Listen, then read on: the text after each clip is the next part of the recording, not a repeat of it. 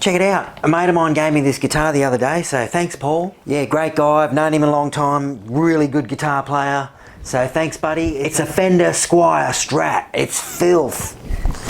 Sounds great. And the best way to commemorate a new Fender is to play some Pink Floyd. So here we go. Woo! Okay, and the song is Another Brick in the Wall by Pink Floyd. But instead of learning the solo, I thought I'll just have a bit of fun with it. What I did was I'm just playing the notes that Dave Gilmour plays in the solo, and here they are. But I'm just having some fun playing my own solo around those notes. Here I go. I'm going to give you 90 seconds of my best. All right, see you guys.